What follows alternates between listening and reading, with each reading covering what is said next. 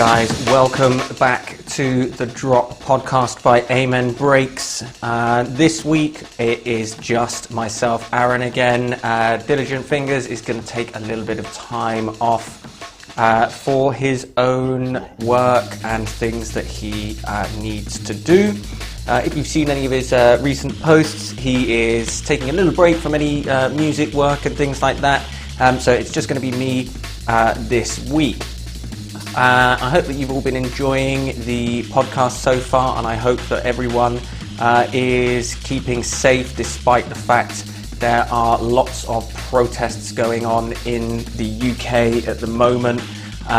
Please guys, please try and keep safe. We don't want anybody to get hurt. We want everybody to make sure their voices are heard as they should be, and we want to be able to stand up for everything that we believe in, especially the Black Lives Matter movement. But at the same time, we also want to make sure that everybody is being represented fairly, and we don't want this to turn into anything that is violent or anyone gets hurt or anything like that. So guys, please feel free to exercise your right. Please stay safe during the COVID outbreak as well. Please make sure that you are being safe as you're doing all of these things, and keep supporting all of these important movements as best we can. So with that, this week, guys, I want to talk about something that's not quite, drum and bass focused per se. I mean, it is drum and bass focused, but we also want to be able to talk about a few different things within the world of music production, the things about, making music, stuff like that as well. Last week or a couple of days ago, we released a podcast, an article about nostalgia within drum and bass. And I think that this subject works quite nicely with the things that we're going to be talking about today. So today we're going to be talking about actually producing music, being a producer, being a DJ, being involved in the music world, and how to get into it, how you can start producing music, the sort of stuff that you'll need, how to go about doing it, and the sort of mindset that you'll need as you go about doing these sorts of things. Now, I myself have recently taken up DJing, having been involved in music for many, many years in my life. I play the saxophone. I am a grade 8 certified singer, but I haven't really put many of those things into use over the past few years. When I was younger, when I was at school, I was heavily involved in music, and for whatever reason, my life took the turn where I didn't follow music, and I didn't continue that as a pathway for me. Not that it wasn't viable; it could have been viable. I just decided that I wanted to go down a different route and do different things. I still obviously, enjoyed music and partook in going to events and things like that. And it's not just drum and bass that I like all kinds of music, as many people do. As someone who has, been on the outside looking in, as it were, and having recently watched the D&B documentary, there are plenty of people out there, and as you can see on, Instagram and, SoundCloud and Mixcloud and all these sorts of things, there are lots of people out there who are producing music. I've done some interviews with Epidemics, I've done interviews with Tiger Bass, and spoken to them about how their lives incorporated music, how they moved on with the thing that they wanted to do. And music can be quite a daunting aspect of somebody's life. It's quite funny that a lot of parents will really want their children to be involved in music from a young age. It's always nice to say, they're doing really well at the violin or piano or guitar or saxophone, as the case may be, or whatever. And as a result, they encourage it up to a certain point, because there's this stigma about music as a career, and again, we've done a podcast about how artists can make music and how, the music industry can be quite lucrative, but also how it can be quite difficult for artists to get paid a fair deal. And there are many, many artists out there who don't really make a lot of money, who don't become world famous, who don't become millionaires through what it is that they choose to do as their career. And so with it, there's this stigma that, you can do music up to a certain point because it's inconsequential. But, the minute that somebody wants to make that a career, all of a sudden there's this stigma sort of thrown upon them that they're going to be a starving artist and, they're never going to go anywhere or do anything with their life. They're going to be in a band that, never makes any money, or, as an artist, they're going to struggle and struggle. And I've got, friends who are professional musicians. One of my friends that I went to school with is now an accomplished house music DJ called Midland. And in fact, I spent quite a bit of time with him when I was at school, playing music, listening to records, watching him DJ, things like that. And I've followed his journey and how he went to go, and how he made that transition. He went to university at Leeds. Funnily enough, he was a drum and bass DJ for a lot of his time. And eventually he made the career choice to go into being a professional DJ. And with that came a certain element of risk. And he said that, in some of his social media posts, and you can probably go back and find them, it might be quite a way away, but you certainly can see the journey that he took. And, he started out doing residencies on a local radio show. He started doing residencies in the local clubs, and did eventually make that transition to becoming full-time. But even he said that, he was grateful for the support that he got from his family to be able to actually make that happen, because there does come a point where, you're earning money at a job. He was a student for a little while, and obviously, doing student things and getting his degree, and then he made that transition. And there is that, element of moving into the unknown. And with that comes the element of having to support yourself and making enough money. And he said that he was very grateful to his parents and to, other family members for being able to help him out with rent and, the day-to-day finances that people need. So, he's successful now. I assume now that he is, earning relatively good money in the house world. He's quite a famous DJ now. But again, there was that element of the unknown. There was that element of the fact that he's gone from this being a hobby to something that he's going to concentrate on and make it into a full-time career. And that, for many, many people, is scary.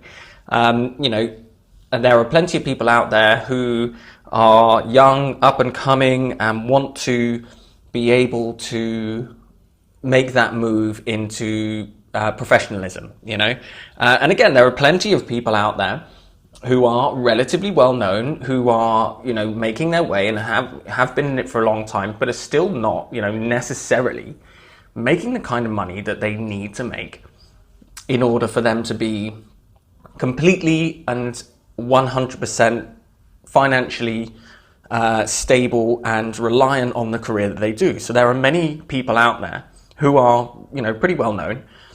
But, and again, I'm not going to name any names because I can't speak for everyone and I don't know everyone's situation. But, this is the reality, that there are people out there that are still working, part-time or even full-time regular jobs, trying to make their careers happen. And the world of drum and bass, much like all the other, worlds of music, is competitive.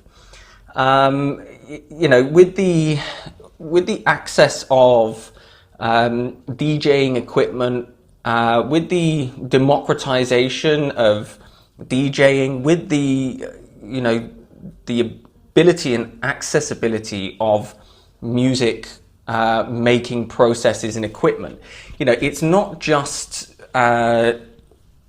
available for those that can afford it now. Like everyone can do it. And there's two sides to this, really. and what that means is that, you know, people can invest more time in their hobbies. They can spend time making music. They can spend time DJing. And for someone like myself, I pretty much do it for me, right? I've always wanted a DJ. My friend DJ Maiko, you will have seen some of his stuff on our Instagram feed. You know, have spent a long time making music, of DJing, and, you know, all these sorts of things. So it's, you know, a tricky sort of situation in that you are able to make music. You do have accessibility to it, but there is that leap of faith that people need to take. And, you know, is this going to be something that they want to do permanently? Are they ready to, you know, take that risk, take that leap of faith, and move forwards with that career decision? And it can be daunting. Like I say, that, you know, there's that starving artist stigma that people have. And the other thing with it, again, is, like I say, it's competitive, and there's a lot of pressure. You know, especially in the world of drum and bass, you have to be good. You've got to be slick. You've got to really work at it. And there is a lot of effort that goes into it. Like I say, DJ for myself. I have no delusions of grandeur where within the next year I believe that I'm going to be headlining festivals, or I'm going to be rubbing shoulders with the, you know, the gentry and the legends of the drum and bass world. Is, you know, just not going to happen. That doesn't mean that in future it couldn't happen, but it, you know, probably not. If I'm honest, it's not something that I think is necessarily a viable course for me. But again, that's because I look at the existing talent that's out there, and Epidemics is a really good example, right? In how quickly you can progress if you've got that dedication to something. I mean, Epidemics has been DJing for like 5 years or something like that. You can check out the article on the website, and please also make sure you go back and check out his set that he did for Ram Records. It's really, really awesome. But, you know, in a relatively short period of time, he has gotten really, really good at DJing. And as a result, his dedication has paid off. He's got himself a record deal. He, you know, obviously got featured on Ram Records' House Party. He released his own album. He spent a lot of time, but he's dedicated a great deal of time to it. And that can be a scary thing, because it takes a long time to learn, and it takes an even longer time to become good at doing these sorts of things. And so from, you know, my perspective and, you know, my opinion, I'm not an established artist, so I can't really sit here and talk too much about it, but I do listen to a lot of other people's podcasts. I do speak to a lot of DJs. I do a lot of research on these sort of subjects, and, you know, I just wanted to give my perspective from the information I've had from all of these sorts of people, whereby you really just want to be able to throw yourself into it, and you've got to trust what you're doing is right for you, and that really is a critical point. If you're not doing it for yourself, then you're probably not doing it for the right reasons. If you think you're going to go into making music and you're going to become the next Tiesto or Martin Garrix or Andy C or High Contrast or something like that, then, you know, you're probably not doing it the right way, and that's probably never going to happen for you. Going in it for the fame and the money is not really why a lot of people go. Don't get me wrong, there are people who do that, and there are people who have made it doing that. But, and again, I don't know who those people are, but those people out there will have shorter, lesser careers. Their music may not be as well remembered as those that, you know, have been doing it for a long time. And you know, the reason why people sit there and think, oh, you know, there is this starving artist mentality of things, is because you really do have to dedicate yourself for it. I also produce drum and bass myself. Again, you guys won't have heard anything that I've produced because I haven't really produced anything. And I haven't really produced anything in terms of note. And I personally think that what I produce is not very good. And, you know, already I'm in that mindset of what I do isn't really of any value. Now, when I've showed it to friends, they've gone, yeah, that's cool. I like that. That's good. But, as we say in the world of drum and bass, you're hypercritical of everything. The production value needs to be super, super high all the time. And the only sort of reference point you have are the established artists. The only reference point you have is people who make incredibly high production value stuff, who make incredibly complex and dynamic music. And knowing how long it takes to put all of these things together, it can be very, very disheartening. So if you are a drum and bass producer out there and you're looking to promote your music or things like that, one of the first things that I would say is that you really need to start getting to grips with the basics. You need to understand the format that a track will take. You need to have confidence in the process. You always fall back on your training. You never rise to the occasion. So when you're making music, it really does need to be something, and again, I do have experience of this. I actually took music A level, all right? So I've got quite a lot of experience in terms of actually making music and, translating that into something like drum and bass, electronic music, is different. So I would say I've probably got more experience than most. Again, when I was in school, there were people out there who were way, way better at it. In fact, one of my friends is an organ scholar. I don't even know if he's an organ scholar anymore, but the organist at Westminster Cathedral, for example, he does that sort of stuff. He's an incredibly talented musician, can pretty much pick up any instrument and start playing it, can read music, from looking at it once, has perfect pitch, is a great singer, all of these sorts of things, so, and it can be incredibly daunting when you look at talented, really gifted artists like that, and you compare yourself to that kind of thing because you believe that that's the standard that you need to be at. Now, obviously, music is a relatively subjective thing, and that means that, the changes that you make within your music compositions are entirely subjective. What you often find as well is that, that there's a great democratization of how people feel about music. And what I mean by that is the fact that people will, you see it and hear it time and time and time again. Like, DJs can't believe their luck that they are, that they're playing these festivals, or they've gotten these gigs, or they've gotten the opportunity to work with somebody else. They're, especially in the younger generation of musicians coming through, there's a lot of imposter syndrome in there, where they believe that because they've not been doing it for 25 years and they haven't got major record deals and stuff like that, that someone's going to find them out. And that's a big point for people. It is scary. People don't think. The problem is, right, is that music is a very, very personal thing. It comes from inside you, right? It's not just like something that's pre-packaged and you can deliver. Like being a musician, being a talented guitar player, for example, if you're playing somebody else's songs and you play it well enough, then that's fine. But then creating something for yourself, by yourself, and then delivering it to an audience can be an incredibly intimidating thing. And I had this, right? When I was doing my A-level music stuff, I had to create a string quartet composition in a Baroque style. And a number of the people that I worked with did things their way, right? And I'm not saying there's a right and a wrong way.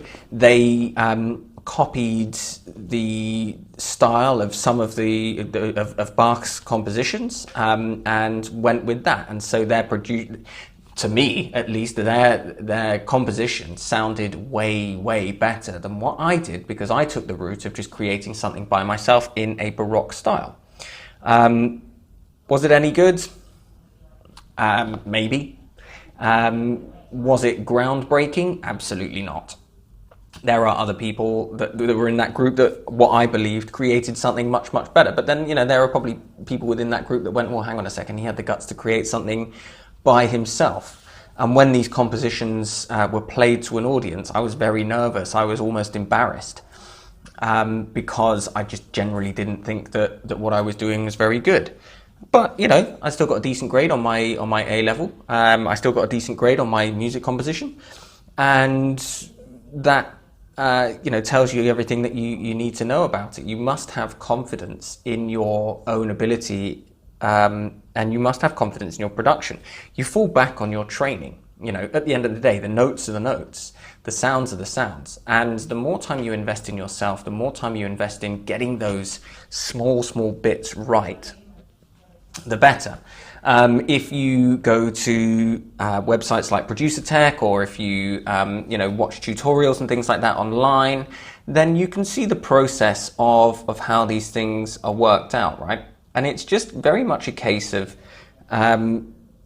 making sure that you're able to, like I say, get the basics down. One of the things that I was always taught in music is if you learn it wrong from the start, then it's really difficult to go back and change it. But if you learn it right initially, then that's that puts you in a good stead. So spend time learning how to EQ stuff. Spend time learning how to create a nice flow of music. Learn what the format and the system is for tracks. Go out there and find out how the people that you admire are doing things, because I guarantee you, like, the amount of tutorials that I've watched over the years, it can almost be like that there is just, everybody seems to be doing it differently, and there seems to be this, magic hidden source of knowledge that all of these people have that is eluding you, and you'll never get it unless you happen to be one of those people. And like I say, all of these guys figured it out themselves to some degree. They would have watched and learned from other people, and they would have figured it out for their own thing. So what they're teaching you is just the way that they do it. And don't get me wrong, there are some elements that you would need to adhere to. For example, you don't want to have bass muddying up your mix. Okay, when I first started creating drum and bass, I thought that, just chucking loads of stuff in. Drum and bass is actually quite simple to make. You don't really need huge volumes of elements. And again, don't get me wrong, there is some incredibly complex compositions of music out there. I recently watched a Producer Tech video where Rezo was creating or recreating his track Move. That is an incredibly complex piece of music, right? But it has lots of little parts that build up to make one big part, right? So it's very much a sum of all of these smaller parts equating to larger than the sum of its whole.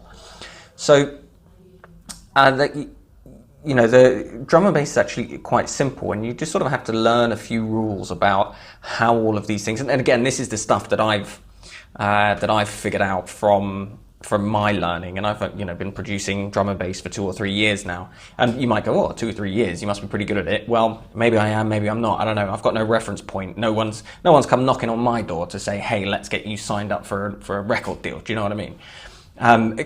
My ideal goal would be to have a track released by a label, and I'm not even saying on RAM or Hospital or Critical or Soul R, or not necessarily Soul R, or V Records or something like that, but to have a record released.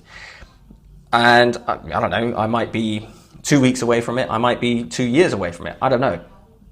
This is something that I have to deal with as a part-time musician myself.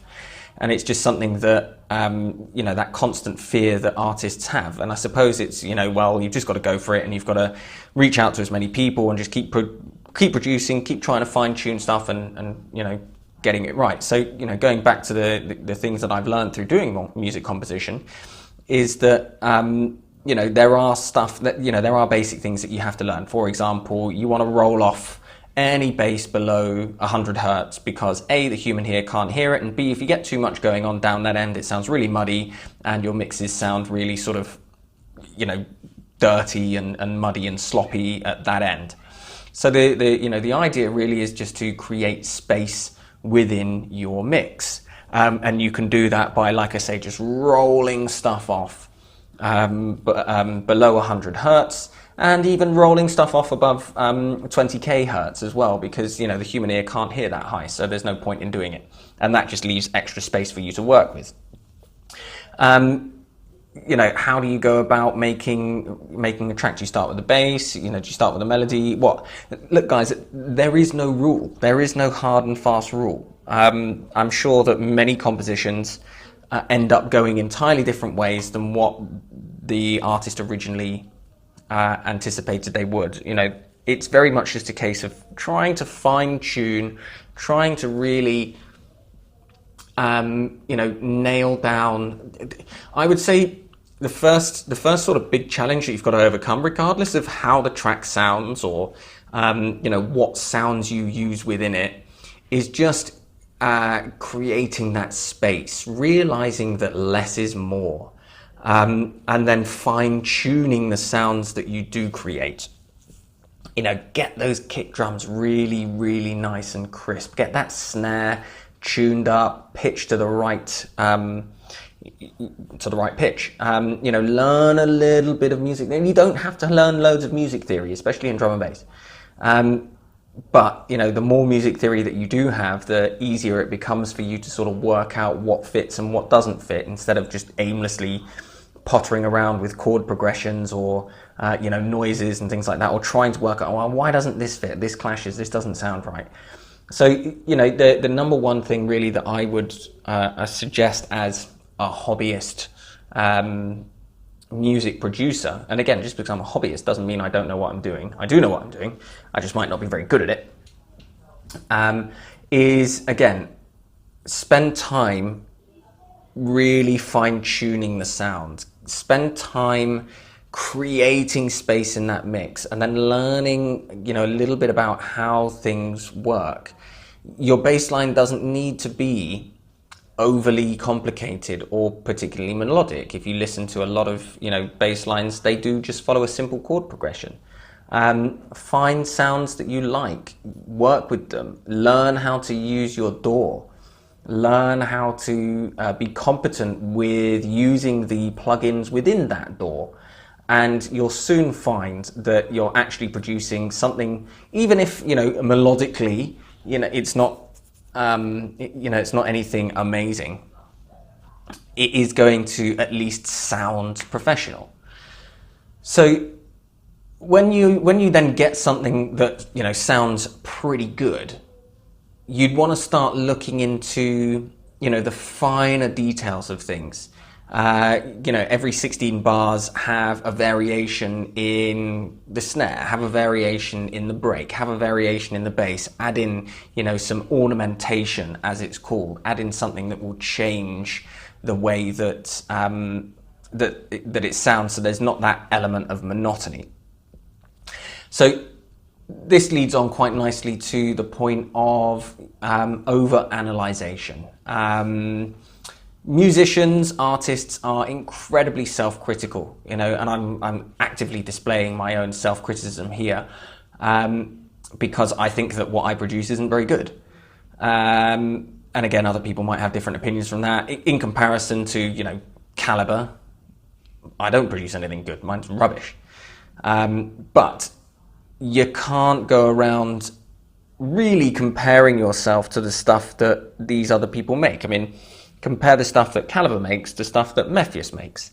Compare the stuff that Mephius makes to stuff that Fred V and Graphic makes.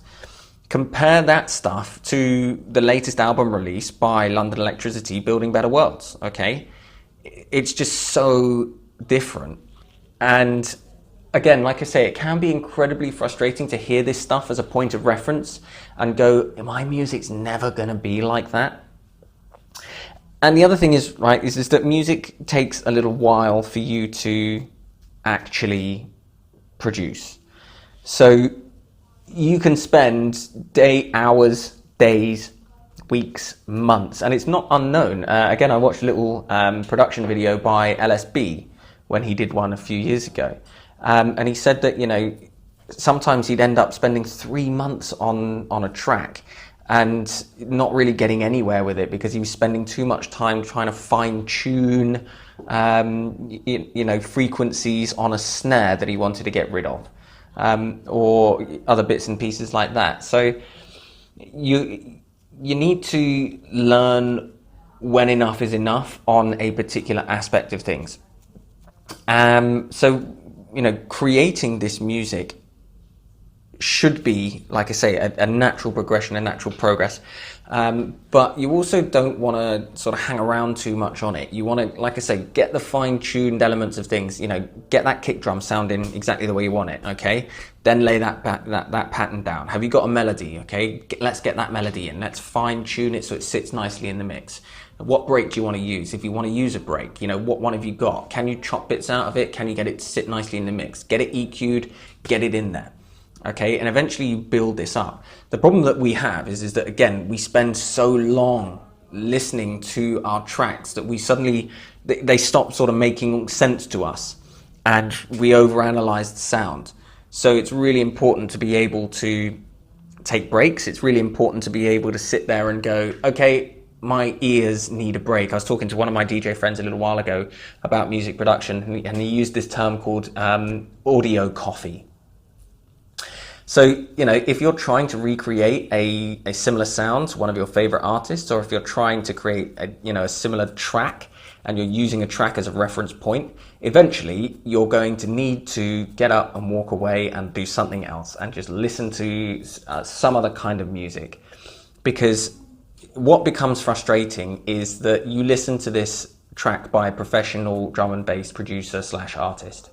And don't forget that this is their job. They are paid to be professionals, and they also have access to other industry experts who will professionally mix, professionally master the track for them.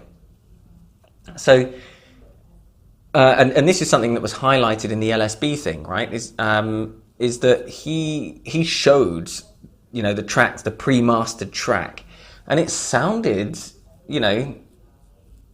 unfinished, because obviously it hadn't been sent out to master. It hadn't been, fine-tuned the way that it should have been fine-tuned. So, even these guys, even these professionals have doubts about themselves. They sit there and they think, oh God, I'm the worst producer ever. No one's ever going to want to buy this and stuff like that. And, you listen to a lot of this music, and sometimes you get this sort of thing. You're like, oh, I could produce something better than that. And then you sit there and it's, it's never going to sound good. So when it comes to, producing that music, again, you have to make something that you like. You have to produce something that you're happy with, not what you think somebody else is going to be happy with. Ultimately, music is not about the end product. I mean, it is, but it's also about the experience of making it, and it's also about the journey that you're taking when you're doing it, right? I don't think there's a DJ in the world that would sit there and go, oh, I absolutely love it when my set's finished.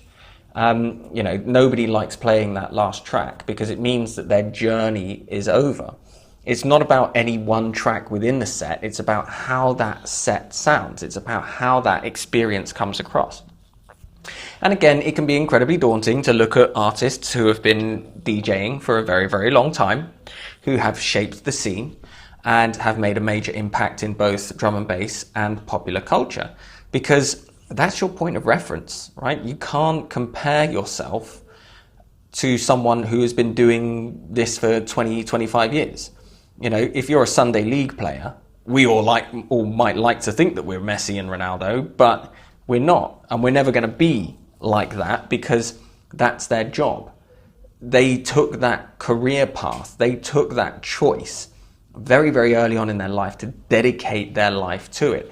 And you know what? It's okay to not have that career progression. It's okay to have other things going on in your life. It's okay to want to go down the pub and have some beers with your mates on the weekend. It's okay to enjoy sport as a casual thing. It's okay to go and travel and see the world. It's okay to change your career. It's okay to do all of these things. And especially for musicians, I think we find it difficult to to not be the very best at it, because there is that element of, well, you know, everyone told me so, and therefore they've been proved right that I'm just, you know, a no good hack, or I'm a starving artist, or, you know, whatever. So, you know, it's really important to put things in perspective and take the pressure off, and that, you know, mental health within music is an issue that many people talk about. Obviously, mental health has really been highlighted over the past few years, and this is a topic that we will cover a little bit later on when Dilly is back, and I've no doubt we'll have other people who, you know, have got insight and expertise within it as well. When you become, you know, so focused on doing all of these things, when you feel like there's pressure on you that you put on yourself to perform, when you feel like that you are, you know, failing, then that becomes the overwhelming sense, and that becomes the overwhelming feeling that you have, and that obviously plays a part in it. We all have to give ourselves a break at some point, and I'm one of those people that finds it difficult to do so. And, you know, that's okay. That's something I've come to terms with, and that's something that I work on every single day. And as a result of that, I feel like that my music production has improved, because I've been less focused on this needs to sound like that, this needs to be amazing, because you know, I have to compare this to everything else. It's okay to do it for yourself. You know, what you'll find, there's a really, really great podcast called, it's sponsored by Tommen, and it's called Backstage Pass. I can't remember the woman's name who runs it, but she herself is an artist.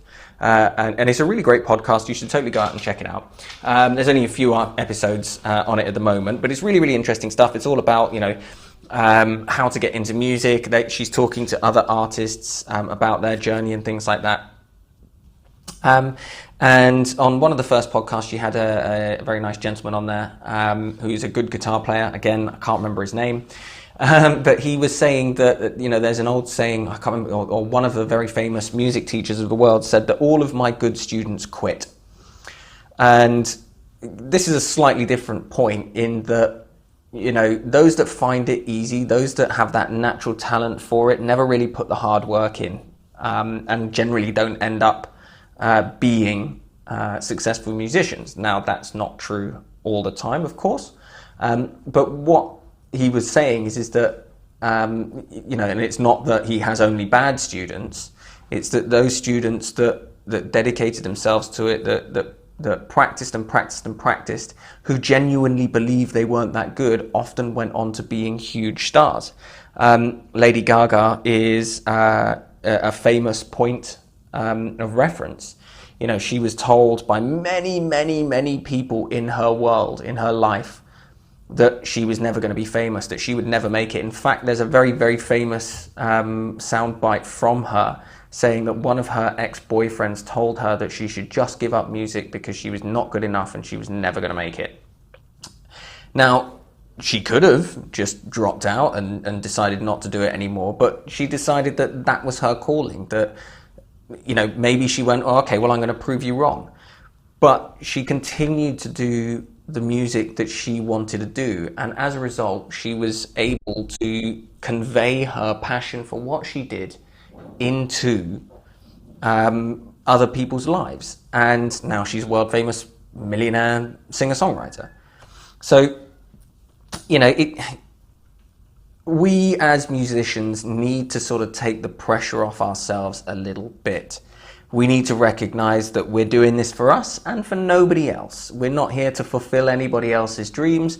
We're not here to create anybody else's music. And if you are creating music for other people, and I don't mean as a ghostwriter or ghost producer, then you're totally going to get it wrong. And there is that sense of self-satisfaction, knowing that what you've created sounds good to you. And if you like it, then that's all that matters. That's really what's important. So when it comes to creating music that you like, you have to think a little bit about what it is that you want to create. You don't have to create genre-defining music. You don't have to create something that sounds like anybody else.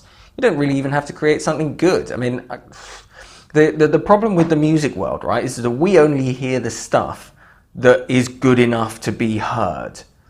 All right? If you went through, the sound files of all of these producers, I'm sure there would be way more stuff in there that was not very good, stuff that wasn't finished, than there is good. And again, this is the reference that we have. We're only ever shown the stuff that's good enough to be delivered. And I'm fairly sure, look, a pointed reference, right? An exact point in reference is London Electricity with his Building Better Worlds. The title track, Building Better Worlds, he said he had for 10 years because he didn't know how to finish it off. And he sent it to countless artists and producers and singers and other people within the industry, and no one was able to help him. But it took him 10 years to be able to get a tune finished because he didn't believe it was good enough. That sort of thing sat in his hard drive for 10 years. So, like I say, even the very, very best find themselves in situations where they don't believe that they're good enough. You can't compare yourself to people. These people are, have just focused and delivered something that they believe is good enough for them, and other people have taken it up. So it's really, really important to, like I say, give yourself a break. It's really important to sit there and say, you know what? It's okay that this one isn't good enough. You don't need to, not every track needs to be a smash hit. Not every track needs to be a banger. Not every track needs to be, the latest and greatest track out there. Eventually there will come a time. It's like they say, the 10,000 hours, right? 10,000 hours equates to about 8 years of practice, okay? That means that over the course of, your lifetime, you will have practiced for a total of 8 years. Yeah, so 24 hours a day for 8 years. Obviously, that's not possible, but it gives you an indication. That's a long time, all right? That's a really, really, really, really long time to have mastered something. And if you've only just started out and you're getting frustrated because of the speed at which stuff can happen, because of the speed at which you can create music, it can be incredibly frustrating. And again, it is frustrating for me. Sometimes I feel like I'm plateauing. Sometimes I feel like that I'm not getting anywhere, that I'm not able to learn anymore. And then I'll find a little bit more information about something and I'll be like, okay, I'll try it like this. And I progress a little bit further. So they say the journey of 1,000 steps begins with a single step. And as long as you keep moving forwards, as long as you end up being true to yourself, then what you will be able to create will be far more valuable than 1,000 mass-produced tracks. And look, this is why people don't like. I say that, okay. I'm not going to speak in absolutes here. Pop music has a bad reputation amongst purists. For it being mass-produced, lowest common denominator stuff. And you can see why. You can understand why people might think that, because it seems like that there's no heart, there's no soul, there's nothing original, there's nothing good about it. It's just mass-produced, it's sold to the to the general public, and those people are, just sucking down this manufactured culture that we're told is good. It can often feel like that people don't have, their own choice or anything like that. And again, there's a lot of snobbery, there's a lot of nostalgia, and as a result, people tend not. Again, I'm not going to speak in absolutes here. Pop music is not liked because of that. But again, that's okay. Don't forget that somebody has had to work really hard to get themselves into a position to create something that sounds like that, okay? Something that sounds that polished, something that sounds, good enough for the general populace release. So there's an engineer, there's a producer, there's an artist on the other side of that sits there thinking, wow, I don't know how good this is, or someone who has spent 10,000 hours of their life getting to the point where they are able to make something like that.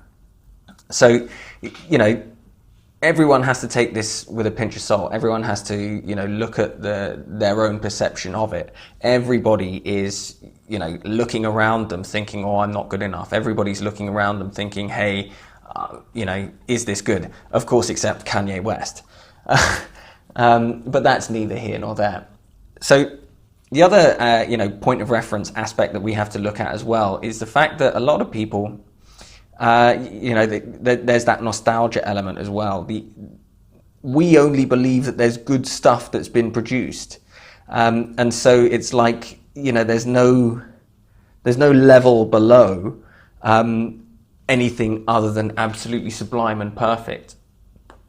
And I'm fairly sure that if you spoke to a lot of these DJs and artists and performers, that they would be very supportive of you and they'd be able to give you help and insights and stuff like that. But don't forget that their journey has not been linear either. Every single one of these artists will have learned something from somebody else. All of these artists will have spent time thinking, oh God, this isn't very good. Every one of these artists would have sat there thinking, oh man, why am I getting paid for this? Like, this isn't very good. And yet, there they are. They are the genre-defining individuals. They are the people that make the tunes that go down in history. So that was just my thoughts really on, the creative side of things. Creativity is a habit. You've got to practice. You've got to get into it. You've got to do it day by day. And that's a side of things that people often struggle with too. Like building a habit of creativity. We've got to get away from this myth that creativity is just, something that happens, that it is something that you're just gifted with. And again, there's that old saying, isn't it, that hard work beats talent when talent doesn't work hard. And again, why all of the good students end up leaving, you have to build in this habit of creativity. If you want to lose weight, you can't just go to the gym once a week and continue to eat rubbish. You can't just go down there for half an hour, lift a few weights, and then expect to lose weight. You have to go every day. You have to eat properly. You've got to change the way you do things. You've got to focus your habits around doing things that are going to improve your health, that are going to make you lose weight, like eating healthy, like working out, burning more calories than you're taking in. And it's the same with music production. If you sit there and once a week you spend, half an hour, 2 hours sat in front of a computer making stuff, then that's not really building it. I mean, it is. If you do it every single week for 5 years, then you will have made some progress, but not necessarily as much progress as if you do it every day for 30 minutes. If you are always looking at trying to improve, test, try out new things. And again, this is something that I've been trying to do, especially over the lockdown side of things, because I've been getting, in the past I've been frustrated with, well, why doesn't my music sound like that? Why is this not so good? Why can't I get this to sound right? And that's my own fault. At the end of the day, if I'm not prepared to put myself in a position of building a habit of creativity, then I'm never going to improve. And at the end of the day, I've only got myself to blame. And I can understand why people move away from it, right? Because building that habit is hard. And this goes all the way back to the point we're saying itself. You've got to have trust in yourself. You've got to have that love for what you do. Because if you're trying to make money out of it, then it can be a hassle. It can be a real hassle for you to sit there and want to try and improve. And again, it's okay to not want to do that. It's okay that this is, only ever going to be a hobby for some people. It's okay for you not to ever make it onto the main stage. But if you don't build in that habit of creativity, then you're never going to find yourself in a position where that creative switch will one day turn on and all the elements will come together at the right time and just deliver you the thing that you want. There's no such thing as luck. You earn everything that you get. You make your own opportunities. You put yourself in a position where fortune will favor you. And you can only do that through hard work, and you can only do that through regular practice. I mean, can you imagine, right? If Lionel Messi or Cristiano Ronaldo decided that they only wanted to turn up for training for half an hour once a week, right? They would soon very quickly be overtaken. But you've just got to keep going. You've just got to keep doing it. All of these sorts of things are what helps you with your music production. So yeah, there are some elements that, you do need to know certain things. Sorry, excuse me. Let me just grab a quick drink of water so that I don't sound like I've got gravel down my throat again. You do have to know certain things, right? You do have to know what these sonic ranges are. You do have to know the format, the construction of a song. You do have to know how to make things sound professional. You do have to know how to, create space. You do have to know what elements go with what. But that comes with practice, right? There's loads of information out there. Go out and find it. I can point you in loads of different directions. YouTube's obviously a good one. Like I say, Producer Tech is another great one. There's loads of institutes online that will help you to DJ. Loads of institutes online that will help you to learn music production. And it just comes down to what direction you want to go in. For the development of these things, yes, there are things that you do need to know. You do need to know all of these sort of technical bits and pieces. You do need to become comfortable with a DAW. You do need to become comfortable with making a few sounds and how to manipulate them and bits and pieces. But this only comes with practice, okay? And you just have to have that mindset of, it's not always going to sound good, but I need to know how I can do these sorts of things so that eventually, when I've built up that habit of success, when I've built up that habit and routine of creativity, that eventually it'll all come together. And you'll find that, it sounds better because you've taken the time to do all the technical aspects first. And then that creative element comes together to sort of take over and fill up the rest, if you see what I mean. Like I say, the other part of it is that nobody's journey is linear. There is no one pathway to success. There is no one pathway to creating a particular sound. There is no one pathway to creativity. You just have to find out what that is for yourself. And again, that's the frustrating part. You'll find that you get to this plateau and you have to believe that you can work through it. You can always work through it. Nothing stays the same forever. And what you'll find is that when you get to that plateau, if you push through it, if you build in that routine of creativity, that routine of habit, then you will find that before you know it, that plateau has disappeared and you are able to just move through it. So, and again, I'm, sort of speaking from experience here from when I was younger and I was practicing, saxophone. You'd find that you'd get to a sort of like ability plateau, and then you'd go back to doing stuff like scales and practice your what's called tonguing, so different ways of breathing as you do it. So you've got the legato, you've got the staccato, you've got your straight playing, and all of a sudden that really tricky bit that you weren't able to do, suddenly you've practiced enough and found that you're able to do it, and that plateau has just disappeared. So like I say, it just comes back to backing yourself, believing in what you do and doing it for yourself at the end of the day. And I think too many people put pressure on themselves to do it for other people, or for the wrong reasons, as we've said before. So and this goes for all aspects. It's not just drum and bass production. It's it's all kinds of music production and all kinds of creative and artistic career paths. They're not all linear. Not everyone follows the same path. There are stuff that there is basic stuff that you have to learn, but at the same time you've got to learn your path yourself. You can take some really great advice from people, but that might not be the way that you want to do things. So that's the tricky part, is the fact that it is a non-linear journey, and it can feel scary because there's no route map to success. There's no route map to being good at something. You can follow the plans all you want, but at the end of the day, you've got to apply it to yourself. And that's why a lot of people feel that they are, imposters within this industry, despite the fact they're actually very good. But it's also important not to believe your own hype. So that's pretty much my thoughts on music production. I'd love to get your thoughts on these sorts of things. Are any of you music producers? Do any of you feel the same way? Have any of you encountered some of these problems?